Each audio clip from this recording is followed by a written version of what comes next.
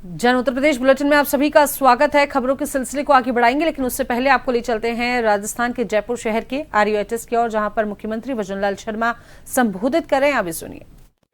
मातृ वंदना योजना तक हर कदम महिला सशक्तिकरण के लिए देश के यशस्वी प्रधानमंत्री नरेंद्र मोदी जी ने उठाया है। मैं उनके स्वस्थ महिला सशक्त परिवार के इस ऐतिहासिक कदम के लिए भी मैं शुभकामनाएं देता हूं।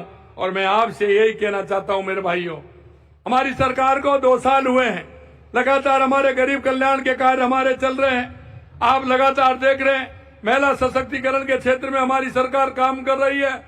आपने देखा पिछली जो कांग्रेस की सरकार थी, किस तरह से 5 साल पेपर लीक होते रहे, किस तरह से हमारे भाई बहन की क्या स्थिति होती थी। हमने आपको कहा है कि हम 5 साल के अंदर 4 लाख सरकारी नौकरी देंगे। 75,000 हमने दे दी। आने वाले 25 तारीख को हमारे यशस्वी प्रधानमंत्री नरेंद्र मोदी जी आ रहे हैं, उसमें भी हम 15,000 नियुक्ति पत्र देने वाले हैं। मैं आपसे यही कहना चाहता हूं, जिस संकल्प पत्र के साथ हमारी सरकार आई थी, आपने जिस भरोसे के साथ राजस्थान में सरकार को लेकर के आए थे, हम आपको यही विश्वास दिलाते हैं, हम आपके उस भरोसे को किसी भी कीमत पर नहीं टूटने देंगे। आपके उस भरोसे को पूरा करेंगे। वो हर किसी क्षेत्र में हो, चाहे वो पानी के क्षेत्र में हो, बिजली के क्षेत्र में हो, उद्योग के क्षेत्र में हो, रोजगार के क्षेत्र में हो।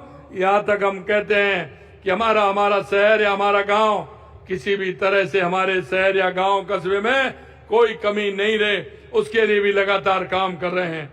आपने देखा है हमारे आज से जो शहर और ग्रामीण क्षेत्र में जो हमारा सेवा पखवाड़ा प्रारंभ हुआ है, उसमें कई तरह की जांचें भी हैं, कई तरह की योजना भी है, किस तरह से हमारे गांवों को हम सशक्त बना सकते हैं। हमारे उन भाई बहनों को जिनको पट्टे की आवश्यकता, उनको पट्टा भी मिलेगा। जिनका नामांतरण की आवश्यकता, नामांतरण खुलने की, वो नामांतरण भी खुलेगा। उनका हिस्सा बंटवारा भी होगा। और शहर के अंदर जहां सीवरेज की पाइपलाइन से लेकर के, बिजली से लेकर के, नाली से लेकर के, सड़क से लेकर के, वो भी काम उसमें होने वाले हैं। मैं अंत में इतना ही कहना चाहता हूं कि आपने देखा है कि लगातार हमारी सरकार काम कर रही है। हमने थैलेसीमिया कुटुंब योजना का भी आज आगाज किया है। राजस्थान में लगभग 4,000 बच्चे थैलेसीमिया बीमारी से पीड़ित हैं, उनके लिए भी हम काम कर रहे हैं। आपने देखा एक संस्था थैलेसीमिया बच्चे के लिए वर्ष में 15 से 20 यूनिट रक्त की जिम्मेदारी लेगी। जेकेलोन अस्पताल में नवनिर्मित बाल हृदय छाती वाहिका शल्य चिकित्सालय CTBS इकाई का आज लोकार्पण भी किया गया है। 20 करोड़ रुपए की लागत से तैयार इस अत्याधुनिक इकाई में 80 बेड की सुविधा भी दी गई है। 8वें राष्ट्रीय पोषण माह का भी आज शुभारंभ हुआ है। पोषण पखवाड़ा 2025 के आयोजन में राजस्थान ने देश भर में प्रथम स्थान प्राप्त किया है। ये भी हम आपको बताना चाहते हैं। मेरे भाई और बहनों, सदा से हमारी संस्कृति रही है कि यत्र नारेस्तु पूजन्ते रमन्ते तत्र देवता। जहां नारी की पूजा होती है, वहां देवता निवास करते हैं। उसी को लेकर के हम चलते हैं। और हमारे देश के यशस्वी प्रधानमंत्री नरेंद्र मोदी जी हमारी नारी सशक्तिकरण के लिए पूर्ण रूप से कार्य कर रहे हैं। हमारी प्रधानमंत्री मातृ वंदना योजना के तहत अब तक 4 करोड़ से अधिक माताओं को 19,000 करोड़ से अधिक की सीधी सहायता प्रदान की जा चुकी है। आयुष्मान भारत योजना के तहत करोड़ों महिलाओं को मुफ्त इलाज मिल रहा है। भाइयों बहनों, राज्य सरकार भी महिलाओं के स्वास्थ्य और कल्याण के लिए निरंतर काम कर रही है।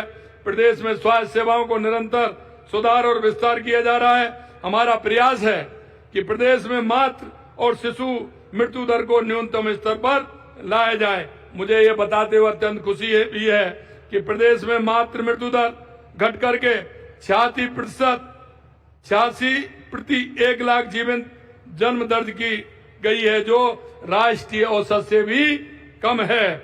मातृ एवं स्वास्थ्य सेवाओं में गुणवत्ता बनाए रखने के लिए 95 लेबर रूम और 44 OT भारत सरकार के स्तर से सर्टिफाई किए जा चुके हैं। राज्य में संस्थागत प्रसव 95% है, जो अन्य राज्यों से काफी बेहतर है। दूर दराज के गांव कस्बों में सोनोग्राफी की सुविधा आसानी से उपलब्ध हो, इसके लिए हम काम कर रहे हैं। 1,300 अधिकृत निजी सोनोग्राफी केंद्रों पर QR कोड आधारित वाउचर से निःशुल्क सोनोग्राफी की जा रही है। अब तक 2 लाख से अधिक कूपन जारी किए जा चुके हैं और 1.5 लाख गर्भवती महिलाओं को उसका लाभ मिला है।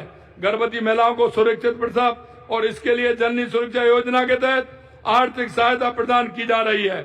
लड़कियों के जन्म और शिक्षा को प्रोत्साहन करने के लिए वित्तीय सहायता को 1 लाख रुपए से बढ़ाकर 1.5 लाख रुपए किया गया है, जिससे किसी प्रकार की परेशानी नहीं हो। आंगनबाड़ी केंद्रों पर आने वाले 3 से 6 वर्ष के बच्चों को सप्ताह में 5 दिन गर्म दूध उपलब्ध कराया जाएगा। राज्य के 41 जिलों में 1 स्टॉप 1 सेंटर संचालित किए गए हैं। महिलाओं को रोजगार से जोड़ने हेतु 25 अमृता हाट आयोजित किए गए हैं, जिसमें 2000 से अधिक स्वयं सहायता समूह लाभान्वित होंगे। जब कांग्रेस की सरकार थी तो महिलाओं की स्थिति क्या थी, ये आप सभी जानते हैं। उन्होंने माता बहनों के लिए क्या किया। उनके शासनकाल में मातृ मृत्यु दर आसमान छू रही थी। संस्थागत प्रसव के दर बेहद कम थी। बेटी बचाओ बेटी पढ़ाओ जैसी कई योजनाएं थी। कांग्रेस ने महिलाओं को केवल वोट बैंक समझा, लेकिन आदरणीय मोदी जी और भाजपा की सरकार ने उन्हें शक्ति का स्रोत माना। लोकसभा और विधानसभा में महिलाओं के लिए 33% आरक्षण की जो व्यवस्था की, वह भी मोदी जी की दूरदर्शिता का परिणाम है। मैं आपसे इतना ही कहना चाहता हूं मेरे भाई और बहनों, कोई भी महिला स्वास्थ्य सुविधाओं से वंचित न रहे। हर गर्भवती मां को समुचित देखभाल मिले, बेटियों को बेटों के समान अवसर मिले, महिलाओं की मानसिक स्वास्थ्य का भी ख्याल रखा जाए। मैं सभी से अपील करता हूं कि इस अभियान को सफल बनाने के लिए पूर्ण समर्पण से काम करें। साथ ही प्रदेश की सभी महिलाओं से अनुरोध करता हूं कि इन शिविरों में भाग लेकर स्वास्थ्य सुविधाओं का लाभ उठाएं। आइए हम सब मिलकर आयुष्मान भारत स्वस्थ राजस्थान का सपना साकार करें। अंत में एक बात कहूंगा कि फिर प्रधानमंत्री मोदी जी को जन्मदिन की हार्दिक शुभकामनाएं मैं आपके माध्यम से राजस्थान की 8 करोड़ की जनता की तरफ से देश के यशस्वी प्रधानमंत्री नरेंद्र मोदी जी को देता हूं। अंत में आपसे एक ही बात कहता हूं, मेरे भाइयों और बहनों, आप सब देखते हैं कि कहीं ना कहीं हमारा आपका उपयोग हो सकता है, क्योंकि हम इस देश और प्रदेश के नागरिक होने के नाते हम सबका भी कर्तव्य बनता है कि जो हमारे सेवा पखवाड़ा चल रहा है, हमारे शिविर चल रहे हैं, इन शिविरों में जाकर के आपको लगता है आपके मोहल्ले में, आपके पड़ोस में, आपके अपार्टमेंट में, आपके गांव में कोई भी ऐसी महिला है, हमारी ऐसी बूढ़ी माँ है, कोई भी हमारा युवक है, युवती है, जिसको हमारी केंद्र और राज्य सरकार की योजनाओं का लाभ मिल सकता है। आपसे यही अनुरोध करना चाहता हूं, एक नागरिक होने के नाते हम सभी का दायित्व बनता है कि उन योजनाओं का लाभ नीचे अंतिम पायदान तक जो व्यक्ति खड़ा है उसको मिले।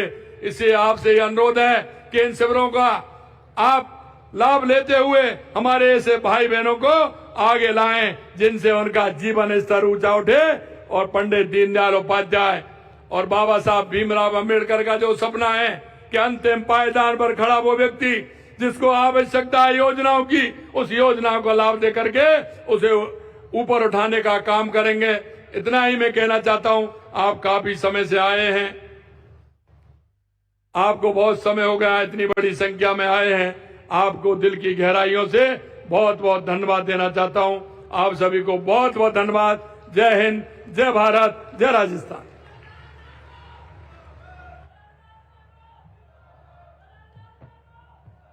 स्वास्थ्य सबसे